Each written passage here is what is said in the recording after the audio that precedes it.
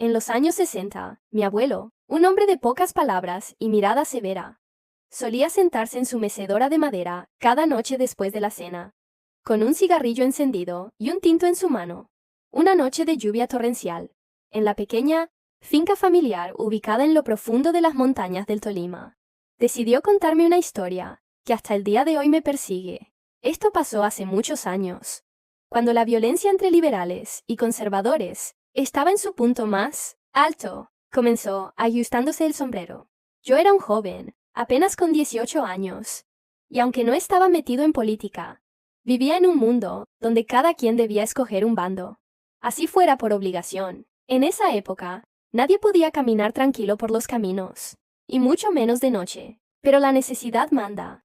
Y a veces, la vida no espera. Una tarde, recibí una carta urgente de un primo lejano, Pedro, que vivía en una vereda apartada al otro lado de la montaña.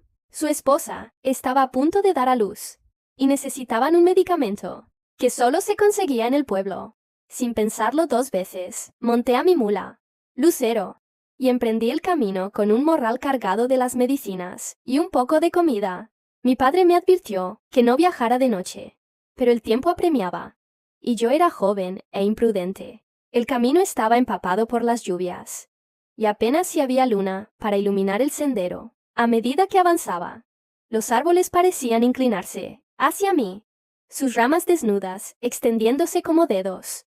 El canto de los grillos y el croar de las ranas se mezclaban con el golpeteo de la lluvia en las hojas. Pero de pronto, todo quedó en un silencio sepulcral. Lucero comenzó a inquietarse, resoplando y moviéndose de un lado a otro. «Tranquila, niña», le dije, acariciándole el cuello. Pero la mula se detenía, y al mirar hacia adelante, vi algo que me heló la sangre. En medio del camino, bajo la tenue luz de la luna, había una figura. No podía distinguir si era hombre o mujer.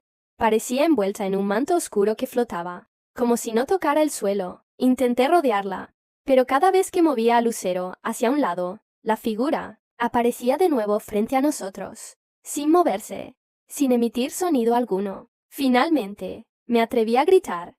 «¿Quién va ahí? Hágase a un lado, que no le he hecho nada». En respuesta, la figura alzó la cabeza, y entonces vi su rostro, o más bien, la falta de uno, donde deberían estar los ojos, la nariz y la boca. Solo había una superficie lisa, como una máscara sin rasgos. Un escalofrío me recorrió la espalda, y Lucero, aterrada, retrocedió un par de pasos. Fue entonces cuando escuché una voz, pero no venía de la figura, sino que parecía resonar dentro de mi cabeza. «No sigas, muchacho. Este camino no es para los vivos esta noche».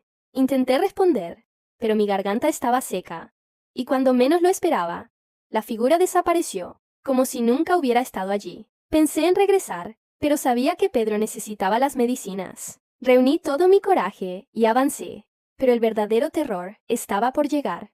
A unos metros más adelante, encontré un grupo de hombres. Todos vestían ruanas y sombreros, y portaban machetes. Al principio, pensé que eran campesinos, pero cuando me acerqué, noté que sus ojos brillaban con un resplandor rojizo. Uno de ellos dio un paso hacia mí, y me preguntó, con una voz cavernosa, «¿Liberal o conservador?». Supe de inmediato que no eran hombres comunes. Balbuceé algo sobre ser neutral, pero ellos comenzaron a murmurar entre sí, en un idioma que no reconocí. Antes de que pudiera reaccionar, el líder señaló hacia el camino, y uno a uno desaparecieron en la oscuridad, como si se hubieran disuelto en el aire. Finalmente, llegué a la casa de Pedro, temblando y empapado, pero vivo. Cuando le conté lo que había visto, su abuela, una mujer indígena sabia, me miró con seriedad. «Te encontraste con las ánimas del camino», dijo. «Ellos cuidan las tierras de los que han derramado sangre en la violencia. Es un aviso. Este país está maldito mientras sigamos matándonos entre hermanos». Esa fue la única vez que vi algo así, pero nunca volví a viajar de noche, y siempre llevé conmigo un escapulario, por si acaso. Mi abuelo terminó la historia, dio una última calada a su cigarrillo, y se quedó en silencio, perdido en sus pensamientos. Desde esa noche, el camino que lleva a la vereda de Pedro Nunca fue igual para mí, aunque nunca llegué a recorrerlo. ¿Quién sabe? Quizás las ánimas aún vagan por allí, recordándonos los pecados de un pasado que nunca aprendimos a superar. El silencio que siguió a la historia de mi abuelo fue denso, casi palpable.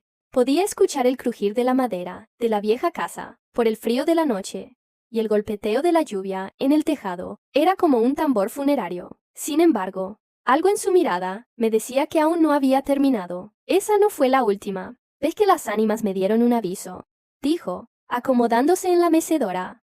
Aunque traté de evitar viajar de noche desde entonces, hubo otra ocasión en la que no tuve